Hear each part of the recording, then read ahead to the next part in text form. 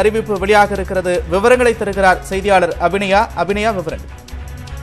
நந்தா, இப்போ குஜராத் தேர்தல் தேதி அறிவிக்கப்பட இருக்கிறது. சில நிமிடங்களில் அதற்கான அறிவிப்பு வெளியாக இருக்கிறது. இப்போ குஜராத் தேர்தல் களம் எப்படியாக இருக்கிறது, யாருக்கெல்லாம் அந்த போட்டி என்பது நிகழ்ந்து கொண்டிருக்கிறது, கடந்த காலங்களில் யார் எவ்வளவு சீட்டுகளை தக்க வைத்திருந்தாங்க அப்படின்ற விவரங்களை நம்ம பார்க்கலாம். நம்மளோட நியூஸ் 18 தமிழ்நாடு நெட்வொர்க் 18ஓட இந்த மேஜிக் வால்ல நிறைய முக்கியமான புள்ளி விவரங்களை நம்ம வகைப்படுத்தி பார்க்கலாம். ரொம்ப பேசிக்கான சில புள்ளி விவரங்களை மட்டும் நாம இப்ப பார்க்கலாம். 2017 தேர்தலில் பிஜேபி வெற்றி பெற்ற இடங்களோட எண்ணிக்கை மொத்தமாக இருந்த 182 இடங்கள்ல 99 இடங்கள்ல பிஜேபி வெற்றி பெற்றாங்க. அவங்களோட வாக்கு சதவீதம் என்பது 49.06% இருந்தது. அதுவே காங்கிரசினுடைய அவர்கள் வெற்றி பெற்ற அந்த இடங்களோட எண்ணிக்கை என்பது 77, அவர்களுடைய வாக்கு சதவீதம் என்பது 41.44% இருந்தது. மற்ற கட்சிகள், அதாவது சிறு கட்சிகள், அதே போல் சுயேட்சையாக வெற்றி பெற்றவர்களுடைய அந்த எண்ணிக்கை என்பது 6, அந்த வாக்கு சதவீதம் என்பது 9.5% இருந்திருக்கிறது. இதுவே 2012 நாம் பார்த்தோம் என்றால் அப்போது பிஜேபி மற்றும் காங்கிரஸ் இடையேயான அந்த இடைவெளி என்பது அதிகமாக இருந்தது. பிஜேபி வெற்றி பெற்ற இடங்களுடைய எண்ணிக்கை 115, வாக்கு சதவீதம் 47.78% இருந்தது. காங்கிரஸை பொறுத்த வரைக்கும் 61 இடங்களை அவங்க தக்க வச்சிருந்தாங்க. அவங்களோட வாக்கு சதவீதம் 39.09% இருந்தது. மற்றவர்களை பொறுத்த வரைக்கும் அதே 6 இடங்கள் அவர்கள் வசம் இருந்தது. ஆனா அவங்கள்ட்ட இருந்த வாக்கு மொத்த இடங்கள்ல அவர்கள் வைத்திருந்த அந்த சதவீதம் என்பது 13.13% இருந்தது.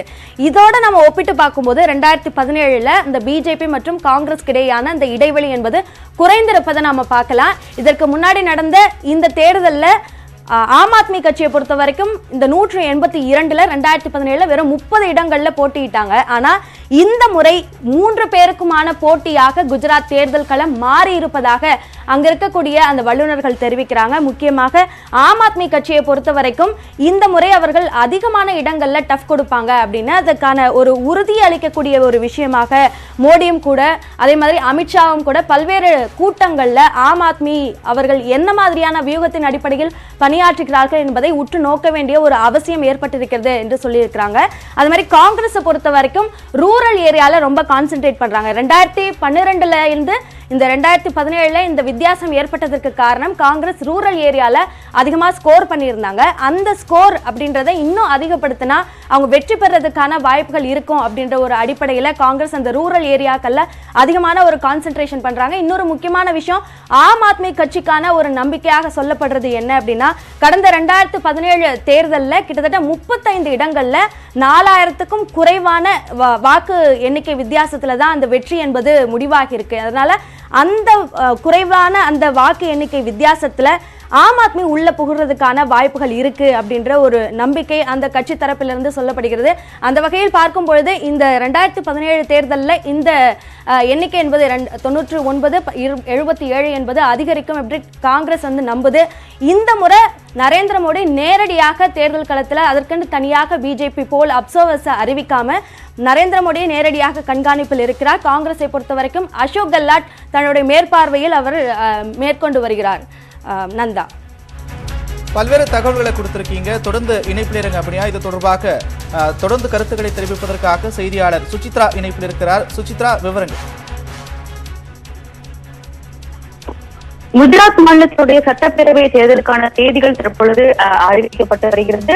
மிக முக்கியமாக இந்த தேர்தலுக்கான முன்னெச்சரிக்கை நடவடிக்கைகள் எவ்வாறு மேற்கொள்ளப்பட்டுள்ளன என்பது தொடர்பான ஒரு விளக்கத்தை தற்பொழுது தலைமை தேர்தல் ஆணையர் ராஜீவ்குமார் டெல்லியில் நடைபெற்று வரும் செய்தியாளர் சந்திப்பில் விவரித்து வருவதை நம்மால் பார்க்க முடிகிறது. மிக முக்கியமாக 182 தொகுதிகளுக்கான சட்டப்பேரவை என்பது வரும் பிப்ரவரி 18ஆம் தேதியுடன் முடிவடைய காலமான முடிவுடைய உள்ள சூழ்நிலை இதற்கான தேதிகள் தற்பொழுது அறிவிக்கப்பட்டு வருகின்றன. மிக முக்கியமாக இந்த தேர்தலை பொறுத்த அளவில் தேர்தல் வாக்காளர்களுக்கு தேவையான அனைத்து வசதிகளும் ஏற்பாடு செய்யப்பட்டுள்ளதாக தற்போது அதிகாரப்பூர்வமாக தேர்தல் ஆணையம் அறிவித்திருக்கிறது. இந்த பொறுத்தளவில் 142 தொகுதிகள் பொது தொகுதிகளாகவும் 17 தொகுதிகள் எஸ்சி பிரிவினருக்காகவும் மீதமுள்ள தொகுதிகள் எஸ்டி பிரிவினருக்காக ஒதுக்கப்பட்டுள்ளதாக அதிகாரப்பூர்வமாக தேர்தல் ஆணையம் அறிவிக்கப்பட்டுள்ளது. குஜராத்தை பொறுத்த அளவில் சுமார் 9,87,000க்கும் அதிகமான வாக்காளர்கள் 80 வயதுக்கு அதிகமாக உள்ளவர்கள் அவர்களுக்கு தேவையான அனைத்து நடவடிக்கைகள் தேர்தல் வாக்குச்சாவடி மையங்களில் செயல்படுத்தப்பட்டுள்ளதாக அதிகாரிகள் தெரிவித்தார்கள். அனைத்து வாக்காளர்களுக்கும் தேவையான வசதிகள் வந்து மிக முக்கியமாக இந்த முறை குஜராத்தை பொறுத்தளவில் அனைத்து தேர்தல் வாக்குச்சாவடி மையங்களும் வந்து அதாவது கிரவுண்ட் ஃப்ளோரிலேயே அமைக்கப்பட்டுள்ளதாகவும் தேர்தல் ஆணையர் தற்போது அதிகாரப்பூர்வமாக அறிவித்திருக்கிறார். வாக்காளர்களுக்கு தேவையான அனைத்து உதவிகளையும் செய்வதற்கு அதிகாரிகள் மாநில காவல்துறை அதிகாரிகளும் பணியில் ஈடுபட்டுள்ளதாக தற்பொழுது அதிகாரப்பூர்வமாக அறிவிப்பை தற்போது தலைமை தேர்தல் ஆணையர் டெல்லியில் நடைபெற்று வரும் அந்த செய்தியாளர் சந்திப்பில் அறிவித்திருக்கிறார்கள்.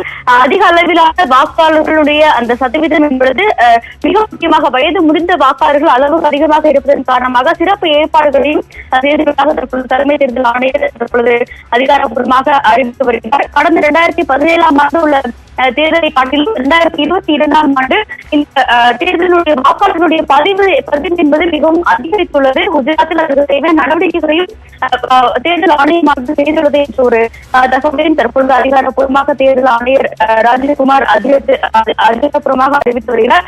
அந்த ஒரு நேரலை தான் நாம் தற்பொழுது பார்த்து கொண்டிருக்கோம். आपको दिखा चुके हैं कि सी विजिल के माध्यम से अगर नागरिक अपनी कोई भी शिकायत दर्ज करना चाहते हैं तो उनके फोन से ही उनका लैटिट्यूड लॉन्गिट्यूड रजिस्टर्ड हो जाएगा, सारी शिकायत वहीं आ जाएगी। अगर नहीं करना चाहते हैं तो अगर लिख नहीं सकते तो एक कागज पर लिख के फोटो खींच के अपलोड कर सकते हैं और जो भी शिकायत वो करेंगे उसकी 60 मिनट्स में एक टीम कॉन्स्टिट्यूट होके जाएगी और विद इन 100 मिनट्स उनको उसका रिस्पॉन्स मिलेगा कि आपकी शिकायत सही पाई गई, आंशिक रूप से सही पाई गई या नहीं पाई गई और उस पर ये एक्शन हुआ। तो अगर किसी भी चुनाव की प्रक्रिया के दौरान कोई भी सिटीजन कोई मनी पावर, कोई मसिल पावर, कोई किसी भी तरीके का दुरुपयोग देखते हैं या किसी पोलिंग पार्टी का दुरुपयोग देखते हैं के द्वारा, तो निश्चित रूप से सी विजिल का यूज करें और उस पर कमीशन को खबर करें।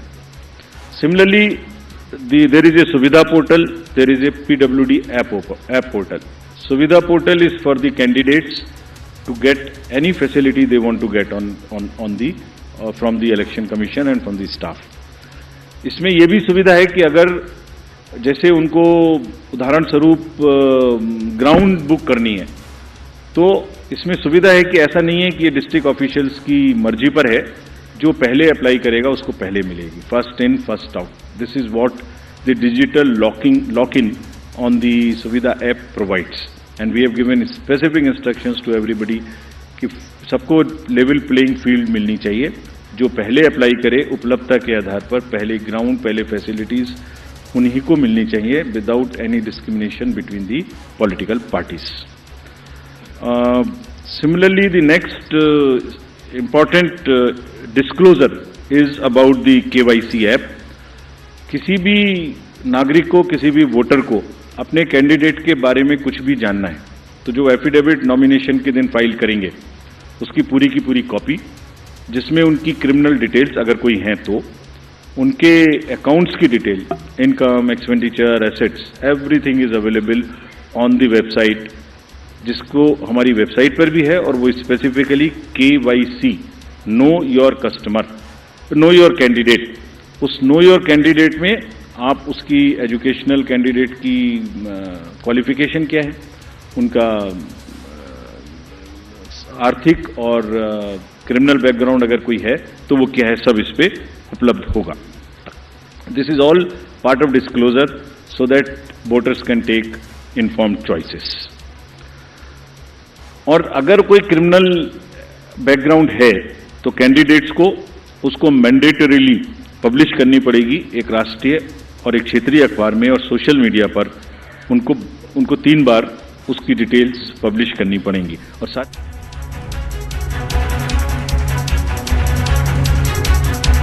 பெரிதும் எதிர்பார்க்கப்பட்ட குஜராத் சட்டமன்ற தேர்தலுக்கான தேதி அறிவிக்கப்பட இருக்கிறது. அது தொடர்பாக தலைமை தேர்தல் அதிகாரி ராஜீவ்குமார் செய்தியாளர்களை சந்தித்த காட்சிகளை நாம் தொடர்ந்து பார்த்தோம்.